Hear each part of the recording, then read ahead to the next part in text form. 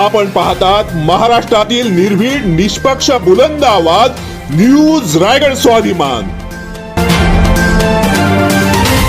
समुद्रपूर हरिओम बाबा गोशाला आश्रम लसनपूर येथे महाशिवरात्री निमित्त भाविकांची गर्दी। मेघमंडल येथे दरवर्षीप्रमाणे याही वर्षी ही परंपरा चालू आहे। अभिषेक करण्याची ही परंपरा अजूनही चालू आहे।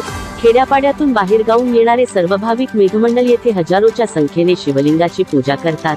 तसेच समोरच असलेले भव्य दिव्य नंदी व त्रिशूल बाणाचे प्रदक्षिणा घालून सर्व भाविक दर्शन घेतात।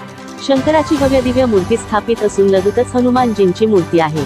त्यानंतर हरिओम बाबाचे दर्शन घेतात।